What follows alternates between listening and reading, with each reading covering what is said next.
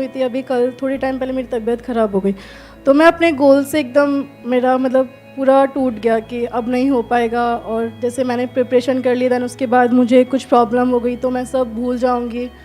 तो सर वो मैं अपने माइंड को कैसे स्टेबल करूं उस चीज़ के लिए कि हाँ मुझे करना है, और उस चीज़ के लिए जब मेरे नेगेटिव पॉइंट आता है कि नहीं हो पाएगा, तो सर मैं उस टाइम अपने माइंड को कैसे स्टेबल रखूं उस चीज़ के लिए। ये सब आप कैमरे में शेयर करना चाहते हैं? Yes sir. देखिए, इसमें I am not the right person to ask, because आप किसी मेडिकल प्रोफेशनल से पूछेंगे, वो आपको ज़्यादा अच्छे से गाइड कर पाएंगे, बिकॉज मेरे को आइडिया नहीं है इसके बारे में। सर मैं आपसे इस ये नहीं medicine पूछ के रही बारे कि में। उसको सही कैसे करना, मैं आपसे ये पूछ रही हूँ कि एट द टाइम जब मैं नेगेटिव हो जाती हूँ कि मेरे से नहीं होगा, तो उस टाइम पे मैं खुद को कैसे इम्प्रूव करूँ कि हाँ हो जाएगा, पॉजिटिव माइंड के साथ, पॉजिटिव अप्रोच के साथ कि हाँ मैं कर लूँगी। आपने अफर्मेशंस को यूज किया है कभी? Yes, यानी sir. कि सुबह और रात को अफर्मेशन सुनते हो, डेली सुनते हो? जब सर मैं मेडिटेशन करती हूँ तो मैं ईयरबड्स लगाती हूँ एंड आपके काफ़ी वीडियोस मैं सुनती हूँ, और सर उससे मुझे बहुत इम्प्रूवमेंट हुआ है। मतलब एक हैप्पी, मतलब जो मैं पहले डिप्रेशन में रहती थी वो सब मेरा सब बहुत कम हुआ है।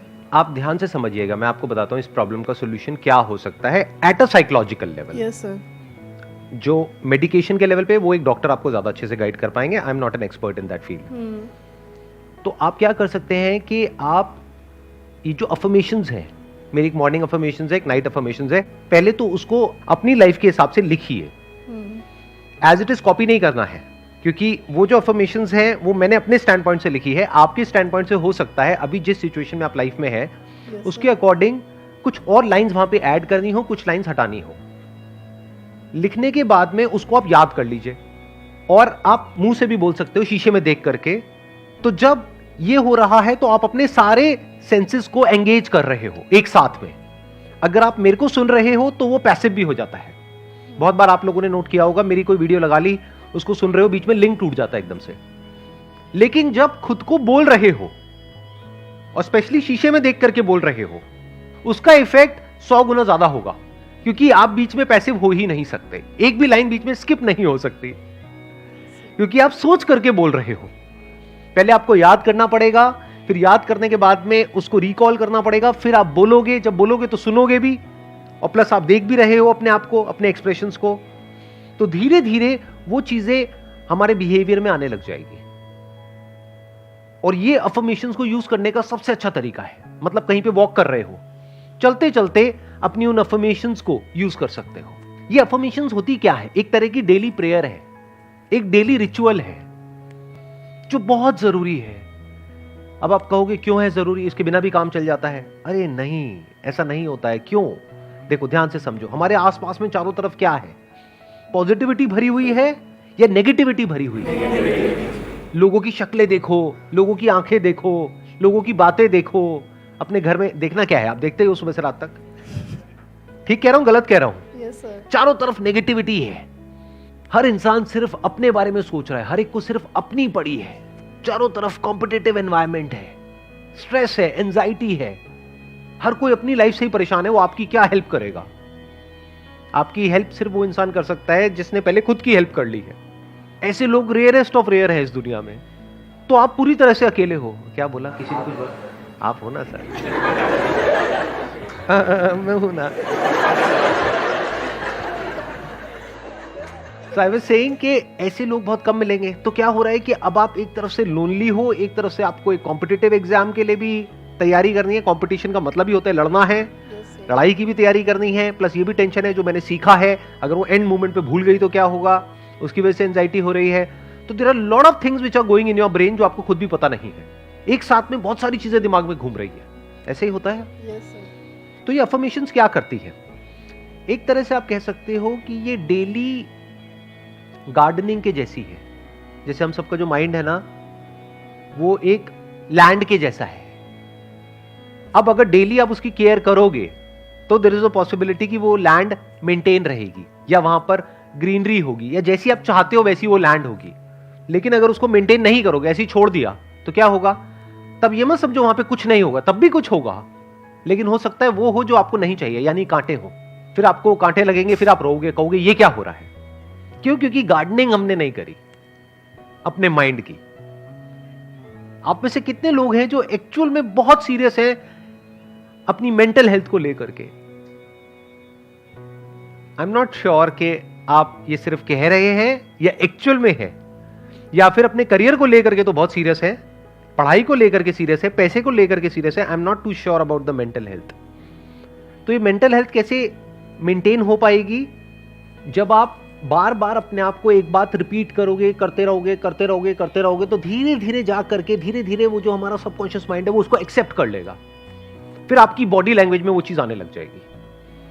फिर आप नहीं भी चाहोगे तो वैसे एक्ट करने लग जाओगे। जैसे अपने आप को बोलो, अभी करके देखते हैं प्रैक्टिकली, कि मैं बहुत सुखी हूं। 1 मिनट, और काउंट ऑफ 1 2 3, ठीक है? साथ में बोलेंगे।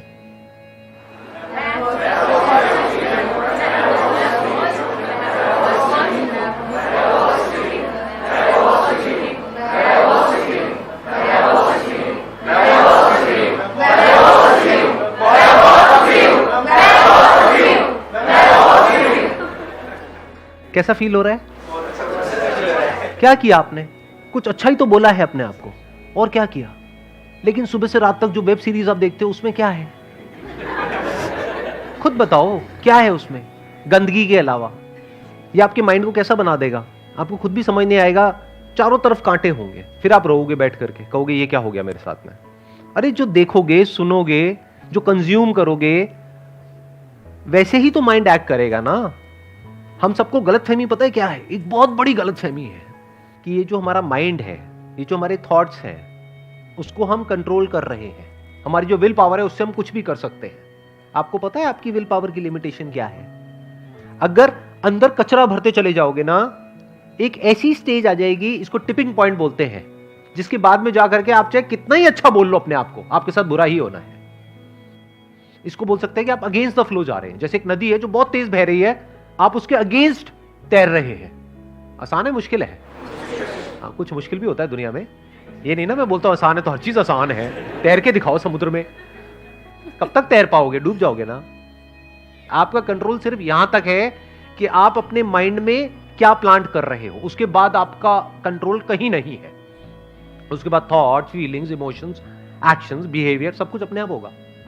तो अगर ये बात आपको यहां तक समझ आ रही है तो आपको क्या करना पड़ेगा? एक आपको चाहिए डेली रिचुअल, डेली अफर्मेशंस, खुद की बनाई हुई। मेरी नहीं चलेगी, कोई और यूट्यूब पे वो नहीं चलेगी, खुद की बनाओ। इससे मेरे व्यूज कम हो जाएंगे मेरी वीडियोस में, बट कोई बात नहीं, आपकी लाइफ बेटर हो जाएगी, वो ज्यादा इंपॉर्टेंट है। तो आपको क्या करना है? लिखा उन अफर्मेशंस को, याद किया, और जब भी अच्छा फील हो रहा है तब बोला। ध्यान से सुनना मेरी इन बातों को, थोड़ी सी उल्टी है उससे जैसे आप लोग समझते हो इस दुनिया को।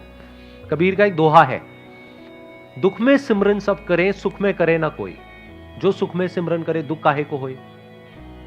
तो हम क्या करते हैं, जब हमारे माइंड की धज्जियां उड़ जाती है तब आकर के मेरी वीडियोस देखते हो और फिर कहते हो सर वीडियो तो देख रहे लेकिन कुछ हो नहीं रहा है।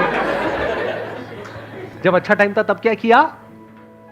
खाओ पियो मस्त रहो, उल्टी सीधी सारी वेब सीरीज देखो, मतलब दिमाग में पूरी तरह से कचरा भर लिया है। फिर जब बदबू आनी शुरू हुई तो फिर आ रहे हो कि इसका इलाज क्या है। अरे वो बदबू बाहर से नहीं आ रही, आपके अंदर से आ रही है। तो आपको क्या करना है? डेली एक रिचुअल चाहिए, इसको रट लो और इसको रेगुलर मरते दम तक प्रैक्टिस करना है। जैसे डेली एक्सरसाइज करनी है, चाहे 10 मिनट करो, डेली वॉक करनी है, थोड़ा सा डाइट का ध्यान रखना है क्योंकि उससे भी थॉट्स का कनेक्शन है। बहुत ज्यादा स्पाइसी खाओगे तो थॉट्स भी थोड़े से स्पाइसी आएंगे। इसके अलावा और क्या कर सकते हो? एक हो गया अफर्मेशंस, दूसरा है डेली आपको रात को सोने से पहले एक पेपर पेन ले करके लिस्ट बनानी है कि अगले दिन मेरा पूरे दिन का शेड्यूल क्या होगा। बहुत जरूरी है। डेली रात को सोने से पहले अपने माइंड को क्लियरली ये बताना है कि अगले दिन का क्या टारगेट है, कितने बजे उठना है, उसके बाद में इतने बजे ये करना है, इतने बजे ये, इतने बजे ये, इतने बजे ये, and that has to be realistic. मतलब इतना रियलिस्टिक कि वो करना है तो करना है, चाहे कम लिख दो, कम लिख के ज्यादा कर दो।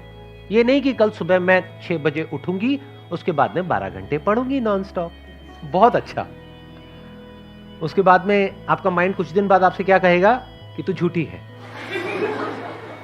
तो बिल्कुल रियलिस्टिक गोल्स बनाओ, तो माइंड को क्या होगा? एक क्लियर गोल मिल जाएगा, एक क्लियर पाथ मिल जाएगा अगले दिन का कि अगले दिन मुझे क्या अचीव करना है। अब इसके बाद में एक काम और करना है कि रात को सोने से पहले जब नींद आने ही वाली है और हम बेड पे लेटे हुए हैं, उस वक्त ग्रैटिट्यूड का बहुत बड़ा रोल है। जो भी दिन में अच्छा हुआ, कुछ तो हुआ होगा, कहीं तो हुआ होगा, कहीं से रोड क्रॉस कर रहे होगे, किसी ने आकर के गाड़ी रोक दी होगी, वो भी यहां पर। यहां कोई गाड़ी रोकता है किसी के लिए? आपके लिए किसी ने गाड़ी रोकी, अरे अरे अरे, कितना भला आदमी होगा, तो उसके लिए तो ग्रैटिट्यूड निकलना चाहिए दिल में से। तो इस तरह से अपने माँ बाप के लिए, अपने हाथ पैरों के लिए, अपनी आंखों के लिए, अपने कानों के लिए, जो भी आपके पास में अभी है और सही सलामत है, जो हो सकता है कल ना हो, ये छोटी चीज नहीं है। कल सुबह आप सोचो उठो और एकदम से देखो पैर ही नहीं है मेरे, तो पैर कहां गए? अभी हंस रहे हो, ये हंसने वाली बात नहीं है। ये लाइफ एकदम ही अलग ट्रैक पे चली जाएगी। अभी जैसी सोच रहे हो ना, सब कुछ बदल जाएगा ओवरनाइट। और ऐसा हो जाता है लोगों के साथ में। एक छोटा सा एक्सीडेंट होता है, उसके बाद में पता लगा स्पाइन में प्रॉब्लम आ गई। तो अगर मेरे को सम अप करना हो, मैं क्यों करूं? आप ही करो, आप बताओ मैंने क्या 3 चीजें बोली है। सर, अफर्मेशन जो मुझे खुद लिखनी है अपने लिए, एंड दूसरा नेक्स्ट डे के लिए टाइम टेबल कि मुझे इतने बजे उठना है, ये करना है, देन ये, और वो भी छोटा छोटा, ज़्यादा बड़ा नहीं। एंड रात को सोते टाइम या फिर सुबह मॉर्निंग में जो मेरे पास है उसके लिए गॉड से प्रेयर करना कि ये सब देने के लिए मुझे thank you and all. Perfect, let's give a big hand for her.